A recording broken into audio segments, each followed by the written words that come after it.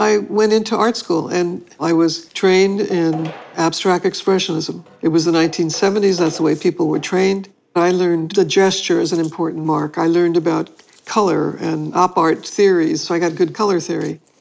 And when I was graduating, it was a big celebration. The family came together, and my grandmother, she said to me in Spanish, "It's okay, mija, what do you do?" So I showed her this portfolio, and for the first time I saw it through her eyes. And then I realized it had no meaning.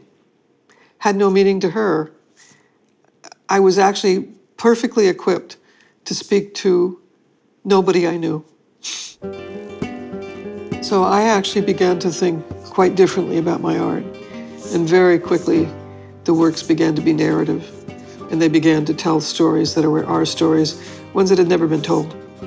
And they began to be scaled. And they began to take up space. And they began to make powerful statements about a new thought about who we were. She wasn't alive to see the first mural that I did, which was a portrait of her.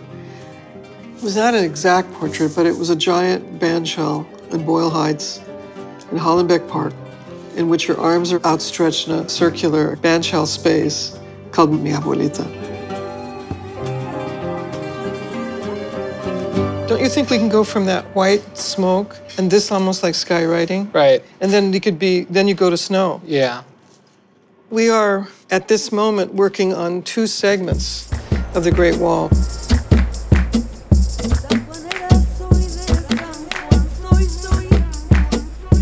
We have completed all the way from prehistory to the 1950s in a half-a-mile-long mural.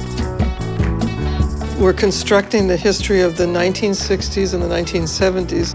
We're looking at underrepresented events of an interpretation of a time from the perspective of young people, from the perspective of women, from the perspective of Native Americans, from the perspective of Latinos.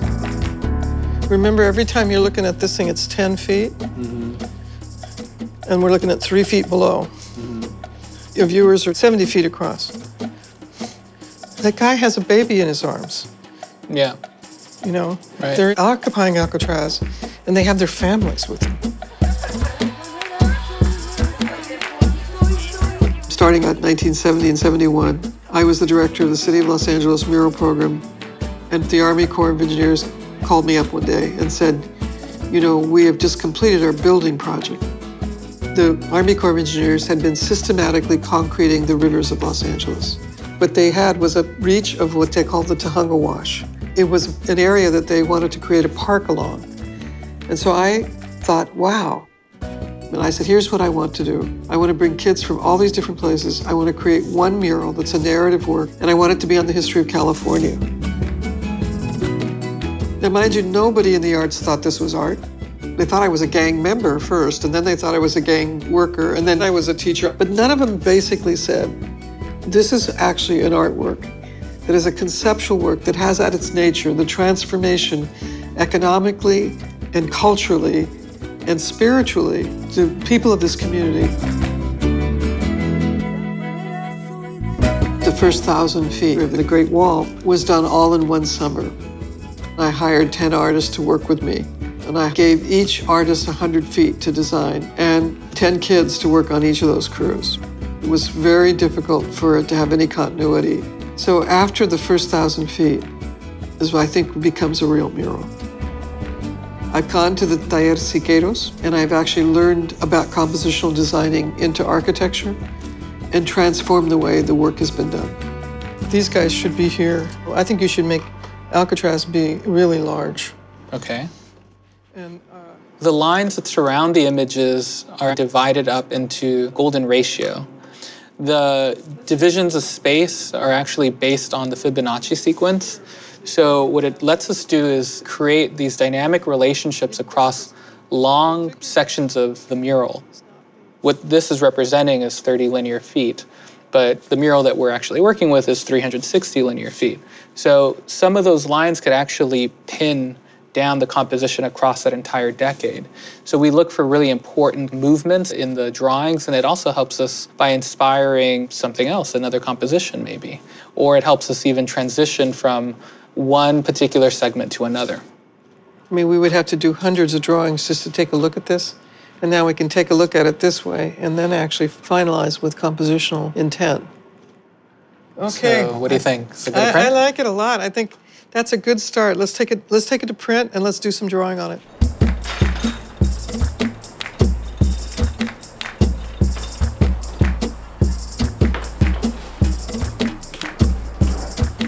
As you go in, you can fill those in. So this would be quinacridone.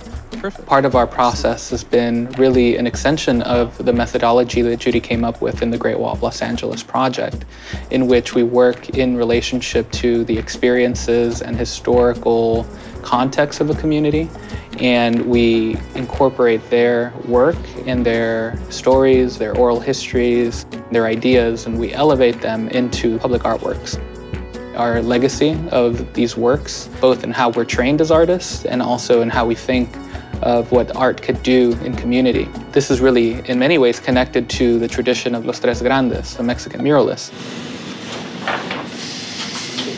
When I stood on the banks of the river, I began to imagine that if you could disappear the river, how much easier was it to disappear the stories of the people?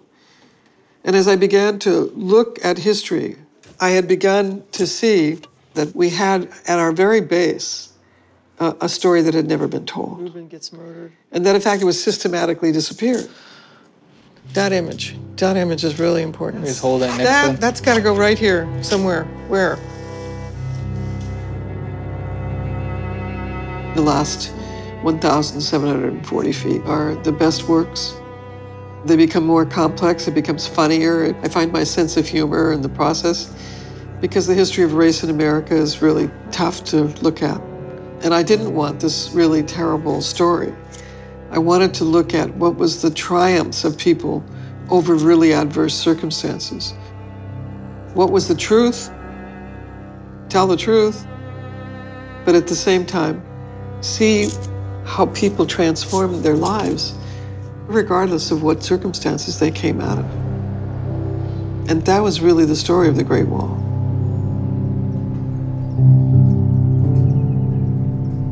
I have an idea. We were in a perspective point somewhere, maybe right here, and going out to these points. Mm-hmm. Well, then maybe we take it and we hit this mark here. That will carry us across. Somewhere like here. Line up our body, yep. Yep. Then that's all of a sudden snaps in. These, they'll go into renderings, and then they'll be refined, and then they'll become blueprints, and then they will become colorations, and then they will become what becomes the mural. Long process.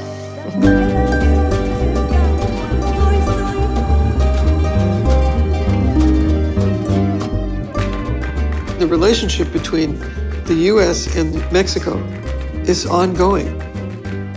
The story that goes back and forth, flows back and forth across this line for centuries. We're mutually dependent. And I actually think it's so important for us as artists to visualize for people the connectedness between us. And maybe that's what my work, all of my work has been about. The connectedness between us as peoples, a place, and that memory resides in the land.